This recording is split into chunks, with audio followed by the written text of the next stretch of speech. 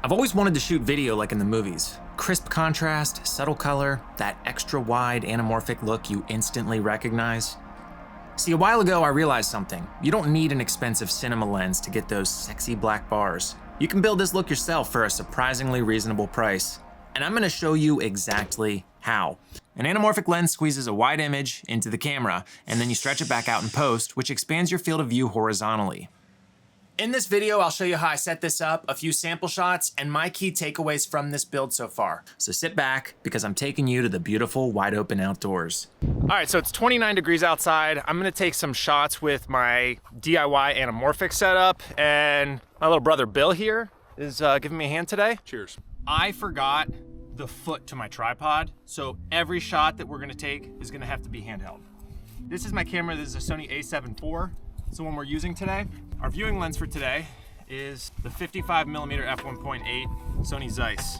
This is what makes all the magic happen. And you need to use a series of step-up rings to actually get these two pieces of equipment to mate together properly, which makes it even less reliable and harder to assemble and disassemble. So here's our little Franken lens. Pretty sweet. Now, in order for you to actually shoot with anamorphic footage, you have to be able to de-squeeze the footage so that you can frame the shot properly. And for that, we're gonna use the Ninja Atmos 2. This is the glass piece here for the anamorphic. Because it's so bright outside with all the snow and it being almost noon, we're gonna put an ND filter on the front of this. But we don't have any way of mounting it, so we're gonna tape it on there. All right, so what I did was I stacked a couple filter rings here. We're gonna put this CPL VND filter on here, like so. And then we're gonna put this like this, and then we're gonna literally tape this on here with electrical tape so that we can limit the amount of light that comes in. So my hands are literally white cold. Use those squirrel teeth. All right, so there we go. And boom, we have our makeshift filter. Check it out. All right, so that's done. I'm gonna put my gloves back on. We're gonna go on location. It's really warm out right now, guys. Maybe I'll take a couple layers off. 11 degrees is actually a lot warmer than you'd think it is. With this nice wind. This video gets 50 thumbs ups. I'll take my pants off out here. So right now I have to focus the actual anamorphic projector, and it's really tight, and it's really hard to know when it's even in focus, to be completely honest. Definitely not realistic without a tripod, so I'm really kicking myself.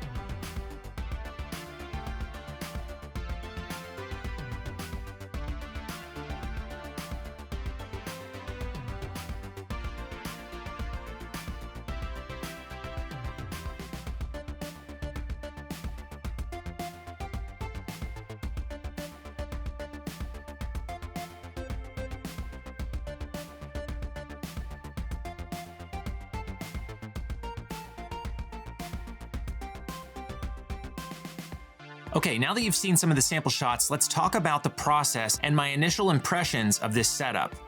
I'll walk through what worked, what didn't, and then we'll get into the exact parts you need to build something like this for yourself. Let's start with the good. When you can nail focus and keep the camera steady, this setup can create a really nice image. The look is there, especially in more controlled shots where everything lines up. The classic anamorphic flare is present, and it's honestly pretty beautiful. I do think that these shots would have looked better on a tripod. I think it would remove a lot of those micro jitters you see in my sample shots, and it would make it easier to focus because you have to focus both your taking lens and also your projector lens. So next time I do some tests, we'll be using a tripod for sure. The projector lens does have distance markings, but in practice, they didn't feel especially accurate. On top of that, the projector lens itself was pretty hard to pull focus, and when I was adjusting it, I found that it would tighten the connection on my taking lens, making it really difficult to remove afterwards. One little trick I discovered for removing tight step-up rings is to place the palm of your hand over the ring, push and turn. It's the best way to take filters and threads off without needing to resort to crazy measures. Let's talk footage. Everything here is shot in log to give me as much flexibility as possible in post. And with log footage, the grade is really where things either work or they don't. And for this project, I used a couple tools to help shape the image and keep the highlights and shadows feeling more film-like. When grading, less is more, and sometimes I feel like the tools in Premiere Pro are missing some functionality.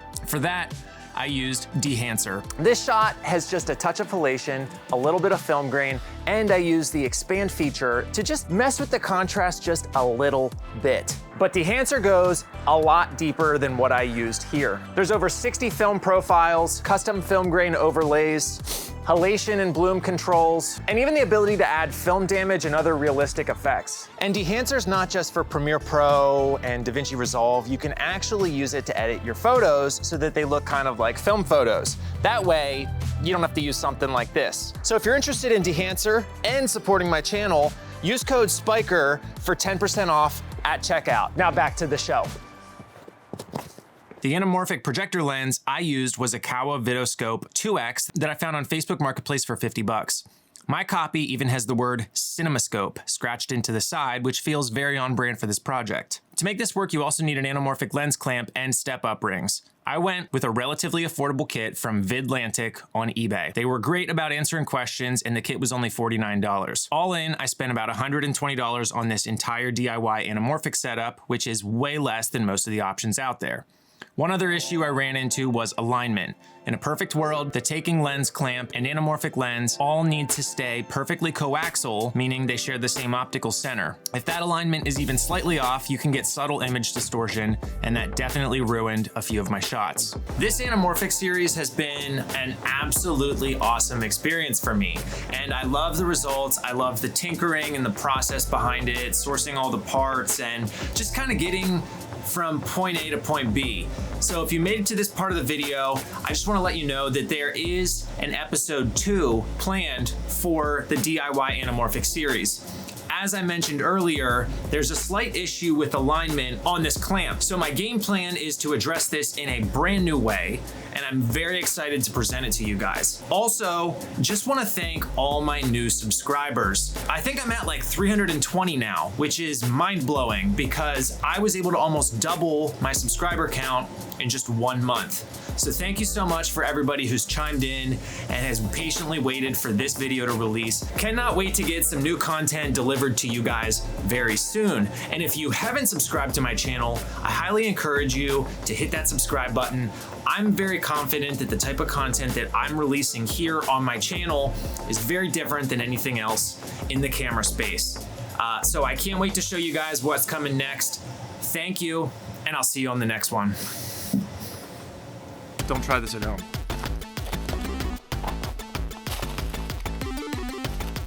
All right, it's actually not that bad.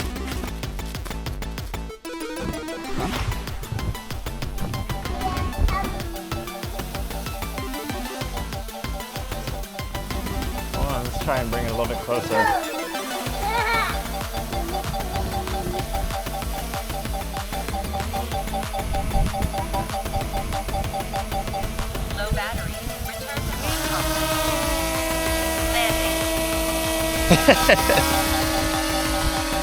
Please land!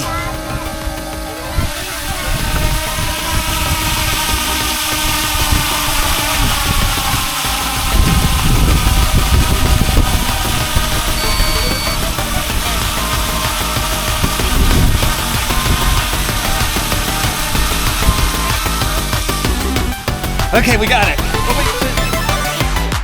We got it!